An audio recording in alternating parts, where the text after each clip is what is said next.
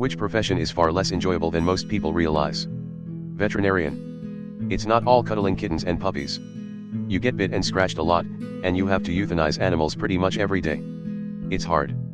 Any hobby you've turned into a profession. After a few years of being forced to do it to someone else's specifications, on someone else's deadline, only to have it critiqued into oblivion or expected for free, you'll despise everything about it. I was a QA games tester. People got pretty excited when I used to say that. I never worked on a game that I would have willingly played outside of work. Pretty much everyone who worked there in all development departments thought the game designs were all terrible and begrudgingly did their jobs because they need to keep them. And then eventually all of the games failed to make a profit and the whole thing shut down. Of all the jobs I've worked, I'd have to say trucking. People imagine you out on the open road listening to audiobooks, friends give winks about the supposed lovely ladies knocking on windows, but the reality is 70% of time is spent in congested city traffic, unpaid in docks, constant sleep deprivation, and the only ladies that knock on the windows are heroin addicts covered in bruises from their pimps. You want no part of it. Baking. It's not just frosting Instagram-worthy cakes, it's waking up at 2 a.m. for a 12-hour shift 6 days a week on your feet in a very hot room and endless repetition. 350 pumpkin pies. 84 cinnamon rolls every morning. 330 cookies each day. All expected to be uniform. It's very boring and very challenging at the same time, the kind of job where you really gotta love it to do it. Therapist. People think with a clipboard and taking notes. We deal with some terrible stuff that gives us nightmares all the time. I've heard that acting can be pretty bad. It looks fun on film, but imagine having to re-record scenes for days on end, working at all hours of the night, having the director tell you that what you're doing isn't quite what he/she is looking for, and dealing with co-workers that come in high, drunk, etc., which delays recording scenes. On top of that, the job security is close to none, so you're always chasing new opportunities and can't ever feel settled down until you have a few major movies under your belt. Being a teacher. It's basically babysitting bratty kids and working 10 hours a day for crap pay. When advertising is good, it's fun and exciting. When it's bad, it's really, really soul-sucking awful. Game development. We aren't usually making our own ideas, we're making some VC's idea. We are often asked to do 500% of the work in 20% of the time, while also having our expertise and experience ignored. We then somehow manage to ship the game without dying, only to have gamers attack us for shit we did not have control over, and then we get laid off and have to move again.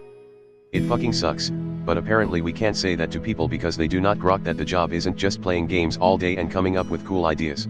Bartending. Everyone thinks it's just joking with customers, shaking cocktails, drinking at work and making great money. They don't see the late-night sloppy assholes who need to be kicked out, puke-covered bathrooms, dead day shifts where you're squeezing hundreds of lemons and limes by hand for entitled night bartenders who will make 10x what you made and leave the place a mess for you in the morning, the sexual harassment, rampant drug abuse, no breaks, no paid time off, no vacations, no 401k, no health insurance, so glamorous. I can imagine being the oil boy for the Swedish bikini team would at first seem great, but then it would just be an endless cycle of frustration. Lawyer. Everyone imagines something like they'd be in the courtroom on Law and Order or other shows. First of all, relatively few lawyers actually go to court on a regular basis. Second, court is far more boring than it looks on TV.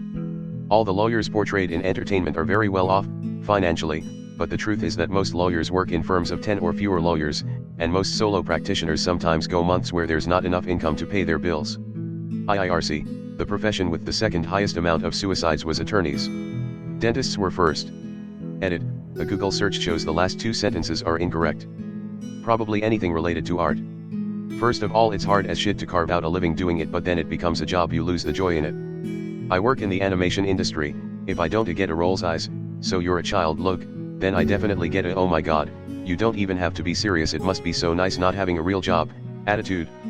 Sorry normie, the product may be colorful and fun, the road to get there is low wages, massive hours, no benefits, and a cutthroat competition pit of artists trying to make rent. Army helicopter pilot. At least when you're starting out. Exhilarating flying. Miserable additional duties, rotations, and non-flying related work. Game developer. When we get into the software industry, we're warned not to even try. It's an extremely competitive niche where people are often expected to work 80 to 100-hour weeks back to back to make sure games get released on time. I've heard game devs say you can either play games or make them, because if you make them you will never have free time again. A lot of people burn out after 2 to 5 years so bad they stop writing code entirely. Flight attendant. It's the best job but hard on your body, mental health, and sustaining relationships. Also, the general public is so rude to us upside down face. Teaching. Dealing with parents whose children would never do such a thing, or the parents who know better about education than the teacher, and kids that simply do not care nor want to learn, drains a teacher's soul. Mix that with traditional office politics and battles with school administration and you'll go gray by your 8th year.